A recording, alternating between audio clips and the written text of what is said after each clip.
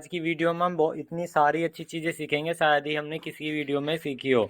जो audio system से प्यार करते हैं या एम्पलीफायर सिस्टम से प्यार करते हैं या होम थिएटर से, मतलब जो भी म्यूजिक लवर है ना, उनके लिए वीडियो खास होने वाली है। आज की बहुत ज़्यादा इंपॉर्टेंट है, वो साथ ही देखना, क्योंकि मेरे पास ये एम्पलीफायर बहुत दूर से आया है।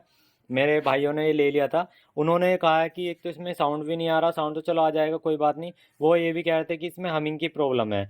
अब मैं आज आपको दोस्तों, बहुत से भाइयों की ज़्यादातर यही कमेंट रहते हैं कि भाई हमने एम्पलीफायर तैयार किया, सर हमने एम्पलीफायर तैयार किया, गुरुजी हमने एम्पलीफायर तैयार किया, सब में हमिंग की प्रॉब्लम है।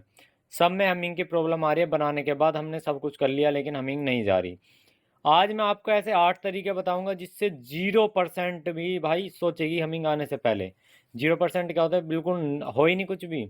मतलब एम्पलीफायर ऑन है ऑफ है, आपको आप दोनों स्पीकर लगा देना, आइस वाइस जो भी लगाना है सब लगा लेना, आपको पता भी नहीं लगेगा आपका एम्पलीफायर ऑफ है या ऑन है, कुछ भी नहीं पता लगेगा।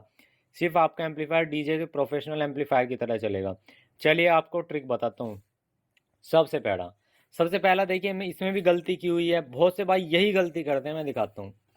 यहाँ से आ जाते हैं जी, बैक साइड से देखो। ये हमारा एक ऑडियो बोर्ड है, यानी कि इसे हम प्री एम्प भी बोलते हैं, ठीक है। आप यहाँ पे देख सकते हैं, इसमें ये सप्लाई की लाइन लगी हुई है, ये सप्लाई की लाइन है 12012, और ये इस ट्रांसफार्मर से आई हुई है, मेन ट्रांसफार्मर से। 12012 बिल्कुल अलग है, ये बहुत अच्छी बात है।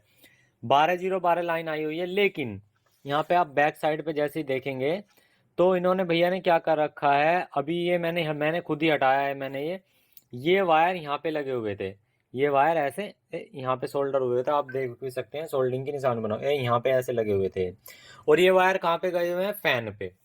ये फैन पे गए हुए हैं। भाई जो आपका ऑडियो बोर्ड है ना, ये आपका ऑडियो बोर्ड जो है, इसको अगर कोई आप पावर सप्लाई दे रहे हो ना, पावर सप्लाई दे रहे हो 12 0 12 या 0 12 जितने का भी, तो इससे कुछ और मत जोड़ो सप्लाई से, तो आपकी नॉइस आएगी आएगी। मेरा कहने का मतलब ये है, जैसे कंपनी वाले करते हैं इसी तरह से रखो। आपको इसको सप्लाई देनी है तो इसकी सप्लाई रखो, इससे और किसी की सप्लाई मत जोड़ो। इसमें फैन चलाओगे ना, लाइव ये चीज करके देखना, जैसे एम्पलीफायर चल रहा है, आपने ये एम्पलीफायर के चलते चलते ही ऑडियो बिल्कुल म्यूट कर दी, उस टाइम पे अगर ये पंखे का तार लगाओ ना, T T T T C C C C की या जू जू जू की आवाज आने लगेगी जब ये पंखा चलाएगा, ठीक है।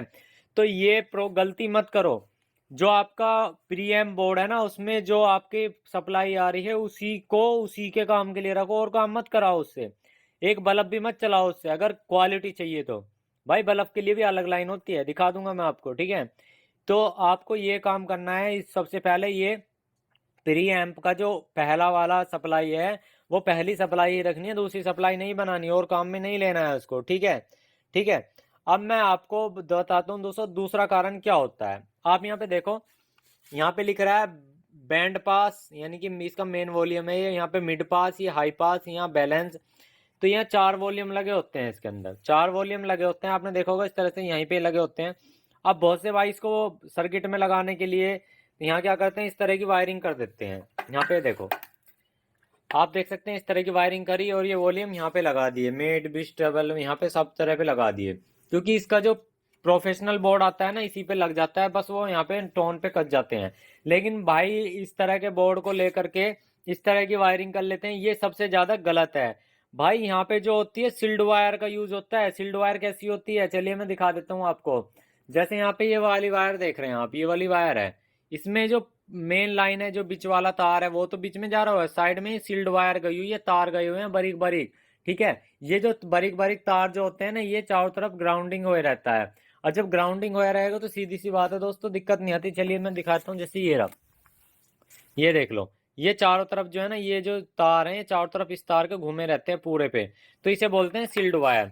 जब भी आप यूज करें दोस्तों, 3 तार की 6 तार का भी सील्ड वायर, 3 तार वाला ज्यादा आता है, तो 3 तार वाला सील्ड वायर यूज करें। ग्राउंड में ग्राउंड लगाएं साइड का वायर, और साइड में साइड साइड में अपना मेन वायर लगाएं, तो उससे क्या होगा, उसके आसपास कुछ भी हो लेकिन उसमें हमिंग नहीं आएगी, उसकी ऑडियो बाहर नहीं जाएगी, बाहर की ऑडियो अंदर नहीं आएगी, वो ग्राउंड ऑलरेडी म्यूट करता है, आपको ये चीज पता है।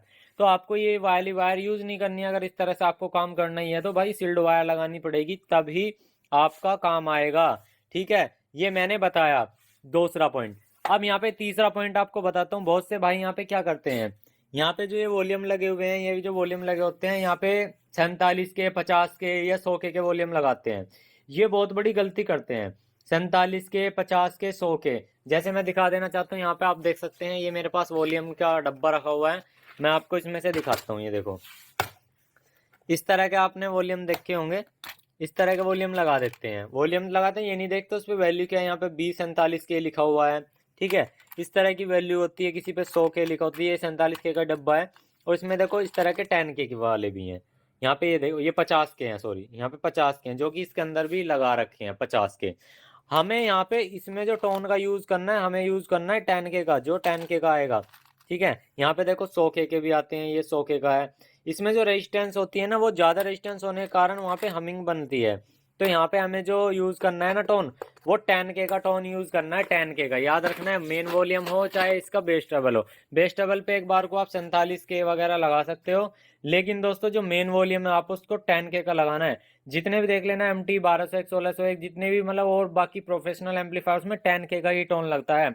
उससे क्या है, एक तो ऑडियो लेवल एक लिमिट में रहता है, ज़्यादा आवाज़ करने पे भड़बड़ाता नहीं है, ना आपके स्पीकर ख़राब होते जल्दी से, और आपकी क्वालिटी साउंड में एकदम ज़बरदस्त आती है, जो कि आपका अगर मेन वॉल्यूम 10 के का लगाओगे, ठीक है। मैं आपको 10 के का वॉल्यूम भी एक बार दिखा देता हूँ। तो यहाँ पे आप देखेंगे दोस्तों, मेरे सामने यहाँ पे B10 के का ये वॉल्यूम है, यहाँ पे वैल्यू लिखी होती है आगे की तरफ। तो ये MT 1201 में और CA 12 में भी लगता है। बहुत ज़्यादा प्रोफेशनल एम्पलीफायर जो मिलेंगे, इस तरह का टोन ही मिलेगा आपको 10 के का मेन वॉल्यूम पे लगा हुआ। तो आपको मेन वॉल्यूम पे 10 के का वॉल्यूम ही लगाना है। फिर अगला चौथा पॉइंट बताता हूँ, और बहुत सारे पॉइंट है, नोट करना इस चीज़ को। देखो यहाँ पे जो माइक के कनेक्शन हो रहे हैं ना, ये माइक जो यानी कि ऑडियो लेने के लिए या ऑक्स का कनेक्शन हो, तो यहाँ पे ये गलती कर रखी है। इसमें होता क्या है, यहाँ पे इसमें होता क्या है, पीछे की तरफ जो ये 2 पिन दे रखी है ना, इसमें एक मेन होती है, एक ग्राउंड से अटैच करनी पड़ती है। तो उसमें होता क्या है, जैसे हम इसके अंदर से पिन निकालते हैं, तो ये जो ऑडियो है ग्राउंड से टच हो जाती है और हमिंग बिल्कुल जीरो हो जाती है। अब इस कंडीशन में फिलहाल यहाँ पे क्या होगा, यहाँ पे ग्राउंड वाला हमने यहाँ से जंपर ही नहीं दे रखा, जिसने भी भाई ये बनाया है। फिलहाल अभी यहाँ पे जंपर ही नहीं दे रखा है, और ये सिर्फ अकेला रहता है, और यहाँ से यहाँ तक ये ग्राउंड रहता। तो होता क्या, अब इसमें जैसे इसे ऑन करेंगे तो हमिंग आएगी वॉल्यूम थोड़ी सी बढ़ाने पे ही।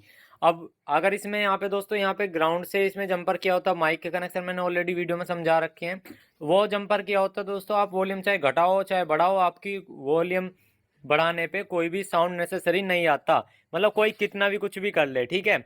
अब मैं आपको दोस्तों बता देता हूँ पांचवा पॉइंट। जैसे आप यहाँ पे देख सकते हैं, ये यहाँ पे गलती कर रखी है, यहाँ पे ट्रांसफार्मर के जस्ट बराबर में ही ऑडियो बोर्ड लगा रखा है, जस्ट बराबर में ऑडियो बोर्ड लगा रखा है, और इससे पास से जो यहाँ पे देख रहे हैं जो तार गुजर रहे हैं, ये कि इधर की तरफ लगा हुआ था, नीचे की तरफ, ये यहाँ पे नीचे की तरफ लगा था। अब ये सॉफ्ट स्टार्टर की लाइन है, सॉफ्ट स्टार्टर में, और यहाँ पे क्या होता है, सॉफ्ट स्टार्टर में मेन लाइन जाती है आती है, और स्पार्किंग वगैरह होती है, और इसी के पास ही ऑडियो बोर्ड लगा हुआ है, और जबकि इसमें कोई भी वायर सील्ड नहीं है, सारे वायर ओपन है।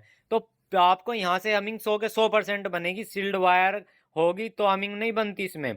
आपका जो ऑडियो बोर्ड है, ऑडियो बोर्ड के पास ना तो ट्रांसफार्मर हो, और ना ही आपके ये हो, यहाँ पे जो मेन लाइन के वायर होते हैं, मेन लाइन जो इसकी मेन वायर होती है जो बोर्ड में लगाते हैं, ये नहीं होनी चाहिए। आप कह रहे हो कि ये सोचोगे कि ट्रांसफार्मर के पास ही होनी चाहिए, वो ही बताऊंगा आपको। अगला पॉइंट आ जाता है दोस्तों, जो आपका छठा पॉइंट है, ये जो ट्रांसफार्मर बने होते हैं ना, हमारे जो ट्रांसफार्मर बने होते हैं, इसका एक साइड का पूरा कवर होता है इसे ढकने के लिए, मतलब साइड में ऐसा कवर लग जाता है, जितने से फ्लक्चुएशन है या मैग्नेटिक फ्लक्स बनता है, इससे बाहर ना जाए एक एक भी परसेंट। उससे क्या होता है, आपके ऑडियो बोर्ड पे और ड्राइवर बोर्ड पे कोई फर्क नहीं पड़ता है, वो होना चाहिए था, ठीक है। अगर आपका ट्रांसफॉर्मर अच्छी क्वालिटी का आप ले रहे हैं, नहीं तो एक फाइबर की सीट बनवा लें गोल। ये कंपनी के साइड में किसी में भी देख लेना भाई, हम तो रिपेयर करते रहते हैं, जब भी आता है तो हम बनाते नहीं है कभी कभार वीडियो। तो दोस्तों वो हमने चीज़ों को देखा, उनको हटा करके देखा, लगा करके देखा, आजमा के देखा।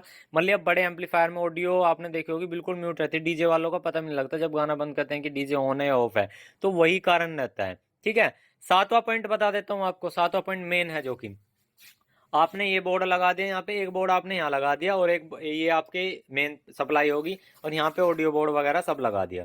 इनमें क्या होता है दोस्तों, जैसे यहाँ पे ये सप्लाई, ये पावर सप्लाई बनी हुई है, यहाँ पे पावर सप्लाई बनी हुई है, तो इसका एक ग्राउंड पॉइंट होता है। जैसे यहाँ पे मान लीजिए ये 3 तार है, 55 0 55, तो जीरो वाला जो पॉइंट है वो बॉडी में ग्राउंड कर देना चाहिए।